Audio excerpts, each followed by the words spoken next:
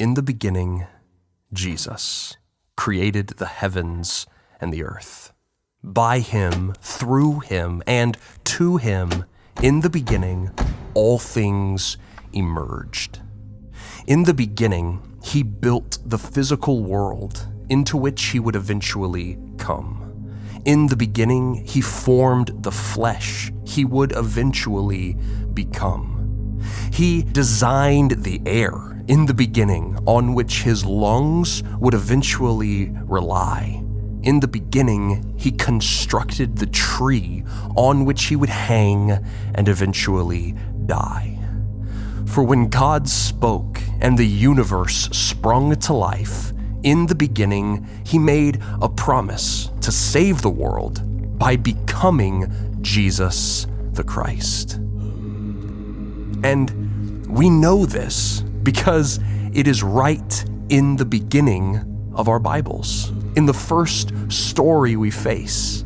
For the book of Genesis demonstrates how God can take all the evil we create and make something good. And he does so not because he has to, or even because he should, but because he made a gracious promise that he would.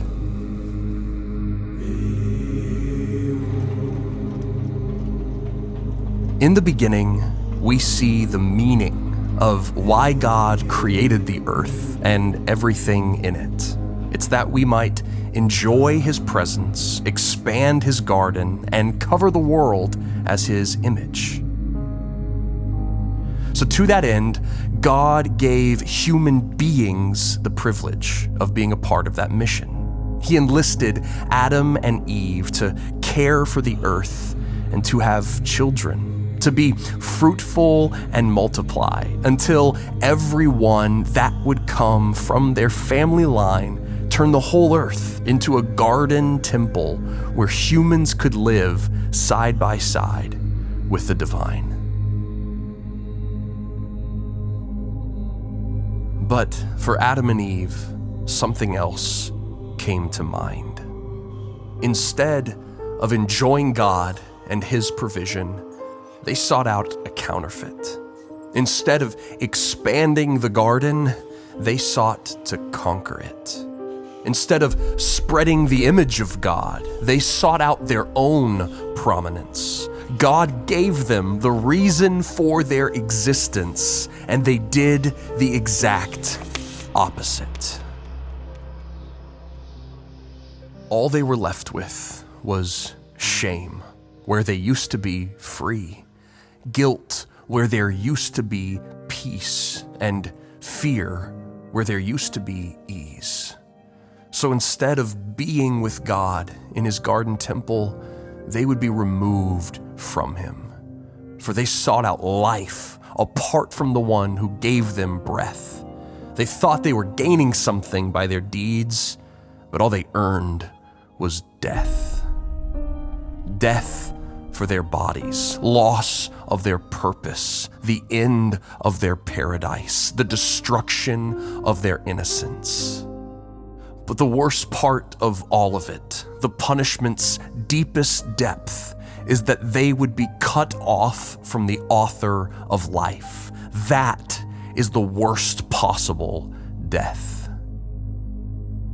But God's plan was not altered or disrupted.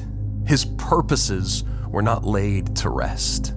Instead, he would work through the worst humans could do to show us his best.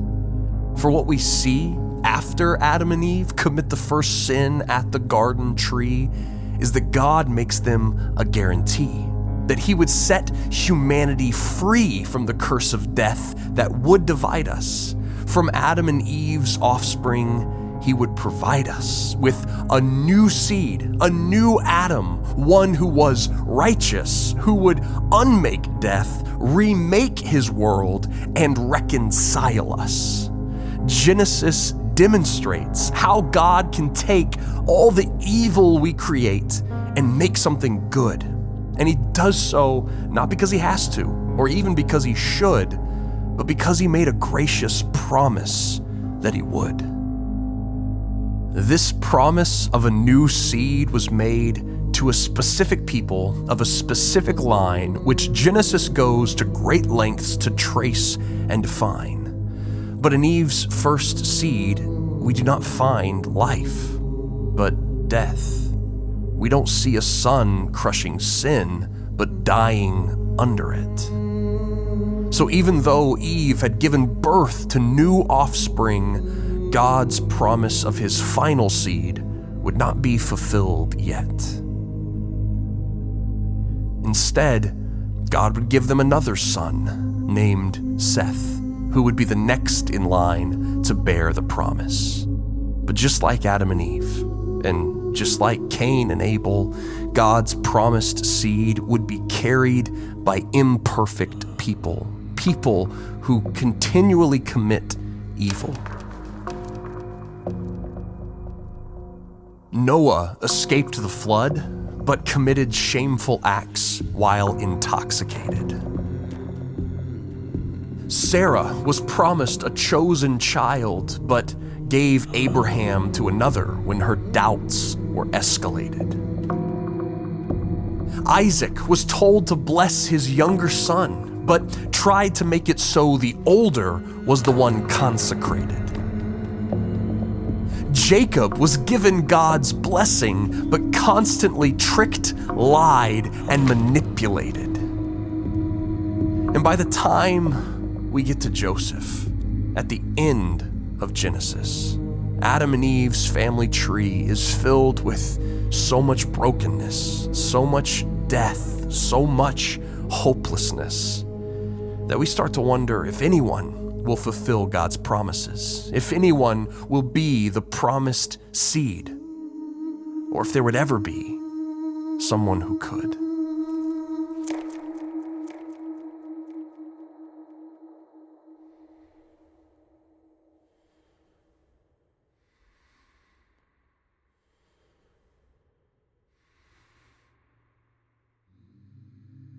But Genesis demonstrates how God can take all the evil we create and make something good. And he does so not because he has to, or even because he should, but because he made a gracious promise that he would.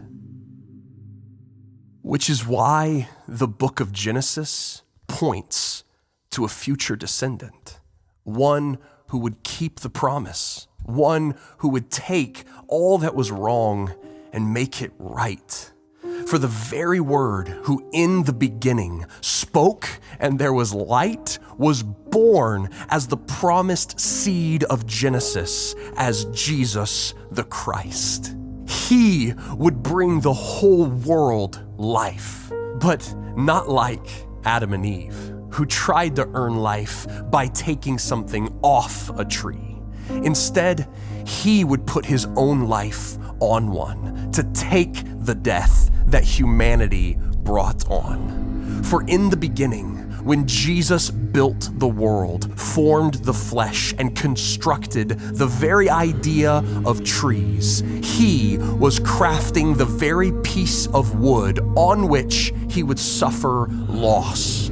In the beginning, Jesus promised to conquer death by putting himself on a cross. But what's different about his death than the death earned in the Garden of Eden is that when Jesus died, death could not keep him. Since he did not sin like Adam, the grave had no claim and therefore had to release him. So now all nations can escape the curse, beat death, and be back with God in Eden. So just as in Genesis, the cross of Jesus demonstrates how God can take all the evil we create and make something good. And he does so not because he has to, or even because he should, but because he made a gracious